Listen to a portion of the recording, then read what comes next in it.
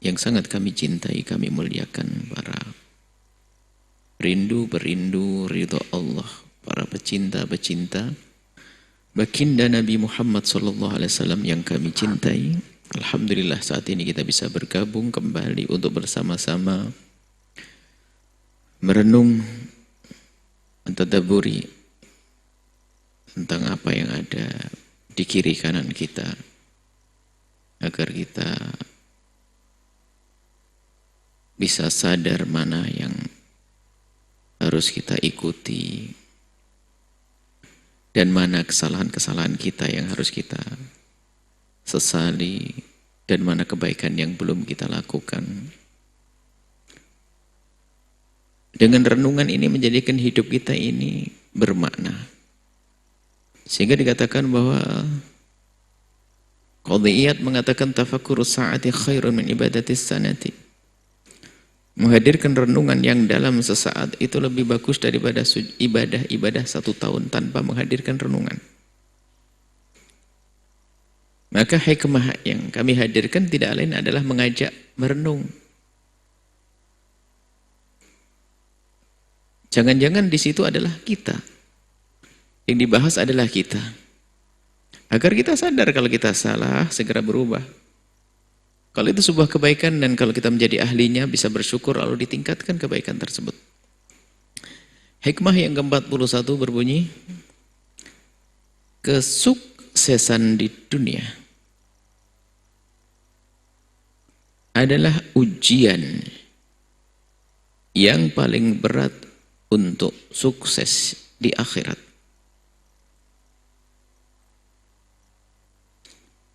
Yang tidak menyadari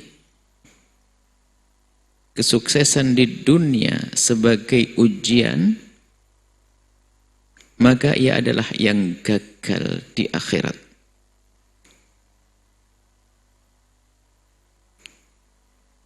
Karunia Allah memberikan kepada seorang kekayaan, memberikan kepada seseorang kesehatan, Allah memberikan kepada seseorang jabatan.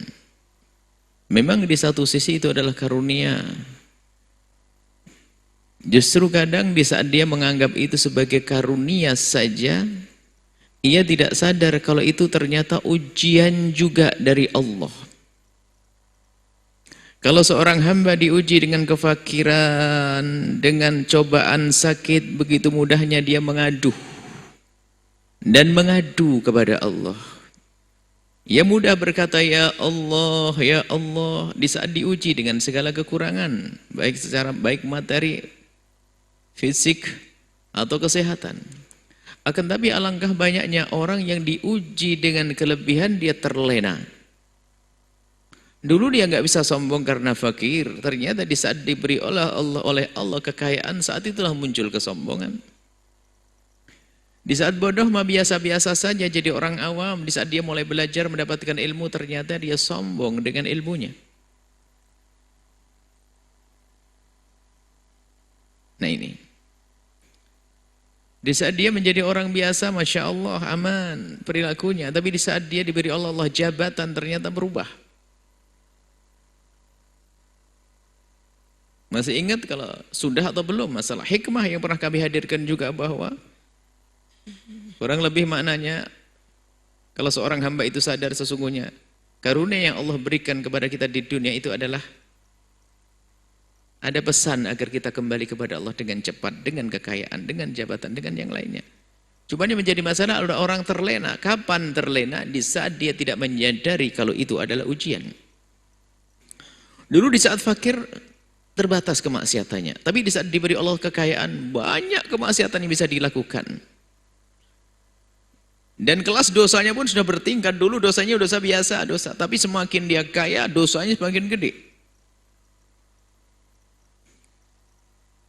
Waktu dia fakir, kelihatannya fakir, dia hanya sekedar jualan, hasilnya pun hanya cukup untuk makan keluarga, pas-pasan saja. Tapi dia tidak pernah kenal riba. Tapi di saat kenal dunia bisnis, mulai berkembang rezekinya, ternyata malah masuk haram, urusan dengan riba. Nah, dia tidak kuat dengan ujian dia.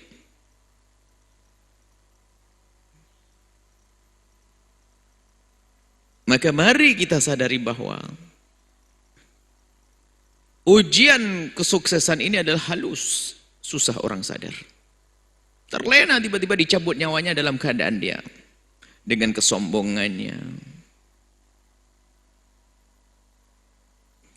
Maka beruntunglah bagi orang yang diberi oleh Allah kesuksesan di dunia, kemudian dia sadar bahwasanya ini ujian dan semuanya akan ditanya nanti di akhirat. Kemudian dia berusaha untuk menjalankan amanat-amanat tentang kekayaan, tentang jabatan, tentang kesuksesan dengan benar dan baik sesuai dengan aturan Allah, maka dialah orang yang mendapatkan fid dunya hasanah, kebaikan di dunia. Kebaikan yang sesungguhnya bukan sekedar kaya lalu masuk neraka. Bukan menjadi sekedar kaya lalu dia akan menjadi orang yang terhinakan di akhirat. Tidak, fid dunya hasanah. Di dunia mendapatkan kebaikan, wa fil akhirati hasanah, dan di akhirat pun mendapatkan kebaikan. Maka kami ingatkan kepada siapapun anda yang diberi oleh Allah kesuksesan dengan jabatan, misalnya ketahuilah jabatanmu adalah ujian, sekaligus itu ada pesannya dari Allah, pesan dari Allah yang artinya adalah, wahai hambaku, aku beri engkau jabatan, bergegaslah engkau kepadaku. Karena dengan jabatan orang mudah untuk membuat perubahan, kebaikan, akhlak, menyebarkan kemuliaan. Yang dengan kekayaannya pun demikian, Allah panggil, wahai hambaku, aku beri engkau kekayaan, tujuannya adalah apa? Agar kita ini cepat meluncur kepada Allah dengan berbuat baik dengan kekayaan kita. Maka kami seru kepada siapapun dari hamba-hamba yang diberi oleh Allah kesuksesan, jangan nunggu runtuh dari kesuksesan di dunia. Maka di saat dengan suksesnya inilah ayo berbuat baik. Karena apa? Di saat orang itu sukses di dunia, maka jika ingin berbuat baik maka lebih luas manfaatnya. Si fakir yang sangat baik, subhanallah, dengan kesabarannya dia akan menjadi ahli surga yang pangkatnya tinggi. Pun di sisi lain dia juga ingin berderma, tapi berapa banyak yang bisa ditolong? 1-2 orang tetangganya.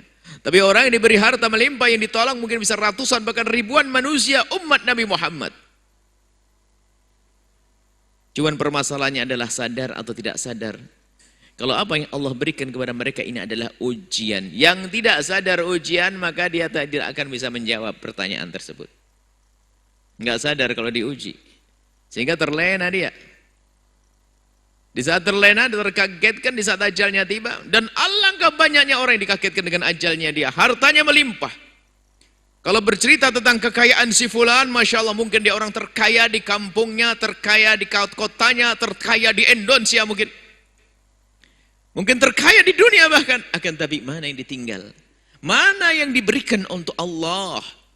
Alangkah banyaknya orang yang diberi Allah kekayaan melimpah, membuat satu musola saja nggak mampu. Tapi proyek kemaksiatan berjalan bersamanya. Membuat satu kamar untuk santri saja tidak mampu. Membelikan satu meja untuk santri nggak mampu. Kenapa? Karena tidak dipilih oleh Allah. Kenapa? Dia tidak sadar kalau semua kekayaan itu adalah ujian. Tapi kalau sadar itu ujian, dia ingin lulus. Dia akan menjawab dengan benar. Tujuannya agar naik kelas. Aku diberi Allah kekayaan, aku harus gunakan kekayaan aku untuk kebaikan. Aku ambil dengan benar. Aku tidak boleh mencampur dengan keharaman dengan kekayaanku. Maka ketahuilah dia akan menjadi orang mulia.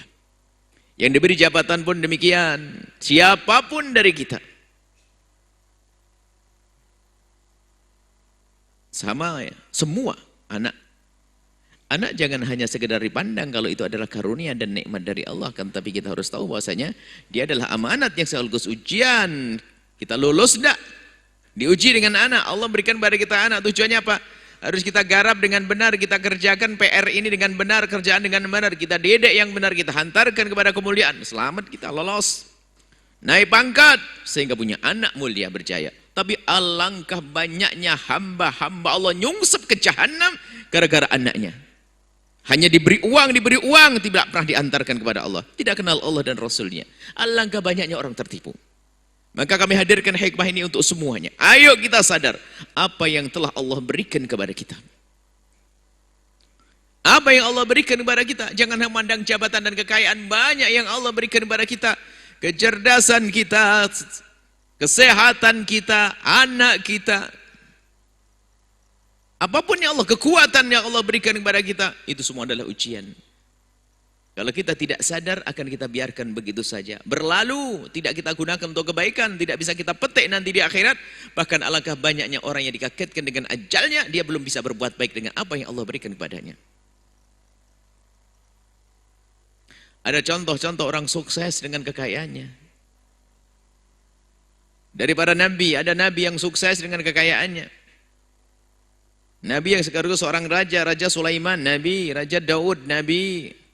Bagaimana kisah Yusuf, Nabi Yusuf pun demikian. Yang bukan dari Nabi ada Abdurrahman bin Auf. Dan masih banyak. Dan hari ini pun kita menemukan hamba Allah yang diberi oleh Allah kekayaan, akan tapi setiap dia bekerja, usaha, selalu berpikir untuk dakwah. Subhanallah. Dia adalah orang yang sadar kalau dia diuji oleh Allah dengan kekayaannya. Karena yang namanya kaya ini jatah. Ada orang jungkir balik, kerja dari kecil, bangun pagi, sore, sampai lembur, tetap fakir, ada kok. Ada orang kerjanya biasa-biasa saja, ternyata harus kaya. Ujian. Dan ujian dari dalam bentuk kesuksesan kadang memang membuat orang terlena, tidak sadar kalau itu ujian.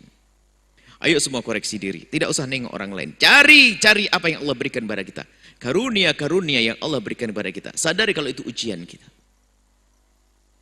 Kita syukuri atau tidak. Kita gunakan untuk yang Allah ridhoi atau tidak. Apapun yang Allah berikan kepada kita. Banyak teramat banyak. Amat banyak kalau kita merenungi. Semua, mata kita, telinga kita, lisan kita. Handphone kita gunakan untuk apa? Televisi di rumah kita, apapun. Yang Allah berikan kepada kita itu ujian, kita gunakan untuk apa? Dan semuanya akan ditanya.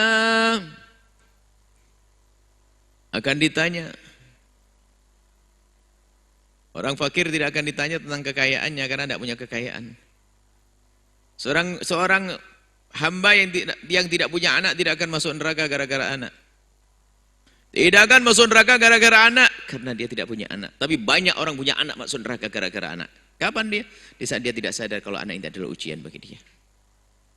Nikmat iya, tapi harus kita sadari sebagai amanat sekaligus ujian. Kami ulang, kesuksesan di dunia adalah ujian yang paling berat. Orang sering terlena, lupa, nggak sadar. Untuk sukses di akhirat, yang tidak menyadari kesuksesan di dunia sebagai ujian, maka ia adalah yang gagal di akhirat. Dikagetkan oleh ajalnya, dia tidak punya kebaikan apapun. Bangunlah wahai hamba yang tertidur. Sadarlah wahai hamba yang lalai. Tentang karunia-karunia Allah, yuk kita gunakan untuk menuju kepada Allah. Yang punya jabatan, semoga mendengar yang punya jabatan Anda berbatas 5 tahun, 10 tahun. Setelah itu selesai, maka jadilah 10 tahun abadi hingga masuk surga. Jangan 10 tahun setelah itu menjadi siksa. Kekayaan yang Allah berikan kepadamu, ketahuilah akan berakhir. Kalau bukan dunia yang meninggalkan kita, maka kita pun akan meninggal dunia. Maka sebelum ajal tiba, ayo kita kirimkan, kita hantarkan, kita transfer ke akhirat. Karena itu ujian. Orang kaya sadar dan sadar. Ayo bergabung dalam kemuliaan, jangan sampai Anda tertinggal, jangan menjadi seperti dia. Dia yang kaya raya tapi meninggal tanpa ada bekal di akhirat. Karena dunianya hanya ditinggal untuk bahan rebutan untuk anak-anaknya. Bahkan investasi nerakanya juga ada. Karena punya kemaksiatan yang dibangun dengan kekayaannya. Tapi Anda jangan seperti dia. Anda istimewa. Anda menyaksikan acara ini. Anda mendengar suara ini. Anda insya Allah ahli surga. Orang kaya ahli surga. Dan pandang kemuliaan Anda adalah akhirat, bukan dunia. Dunia adalah untuk akhirat.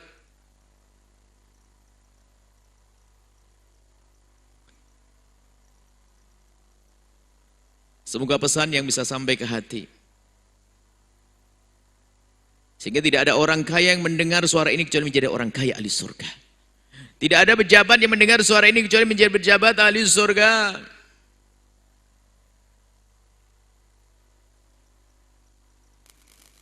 Kami mencintai Anda semuanya. Berbuat baiklah di mana saja, tidak harus dengan kami, tidak. Kami tidak punya surga lalu kami obral ke sana kemari. Kami mengajak bareng-bareng deh, saling tolong menolong menuju surga. Kami tidak punya surga. Hei Anda orang kaya, tidak harus Anda membantu pondok ini, tidak. Tapi Anda berbuat baik kepada umat Nabi Muhammad dimanapun Anda berada. Yang punya jabatan, bantu. Gunakan jabatanmu untuk kebaikan. Jangan sampai terlena. Anda akan rugi. Anda akan rugi kalau terlena. Anda lupa dan tidak sadar kalau itu ujian, Anda tidak akan naik kelas. Bahkan mungkin Anda akan dikeluarkan dari kemuliaan. Kemuliaan di dunia bahkan kadang. Kemuliaan di dunia dikeluarkan sehingga masuk dalam kejahatan-kejahatan sehingga terhinakan dunia sebelum di akhirat sudah dihinakan. Tapi Anda insya Allah orang mulia di dunia dan mulia di akhirat. Ini saja yang bisa kami hadirkan, semoga ini bermanfaat untuk kami dan juga bermanfaat untuk yang lainnya. Dan semoga Allah Subhanahu wa taala menjadikan kita orang yang lulus dalam ujian dan semoga Allah memberikan kepada kita karunia-karunia-Nya. Dan kita sadar kalau itu karunia sehingga kita bisa mensyukuri, sehingga dengan syukur ini kita akan dapatkan kemuliaan di hadapan Allah Subhanahu wa taala. Yang sakit disembuhkan oleh Allah, yang sempit rezeki dilapangkan, yang sudah sehat semakin giat dalam beribadah, yang sudah lapang rezeki semakin banyak menderma. Dan semoga Allah Subhanahu wa taala menjadikan kita hamba yang saling mencintai karena Allah, dijauhkan daripada fitnah, kebencian, kedengkian serta dendam. Allah menjaga negeri ini, dijauhkan daripada fitnah pengadu domba. Dan semoga Allah Subhanahu wa taala memberikan petunjuk kepada kita, semua pemimpin kita, semua yang bersama kita. Allah berikan petunjuk, berikan hidayah sehingga kita semua mulia di dunia, mulia di akhirat. Panjang umur, sehat afiat semuanya. Husnul khatimah. Allah mengangkat wabah dari kita. Diganti dengan rahmat dan kasih sayang. Berkat Sayyidina Muhammad. Al-Fatihah.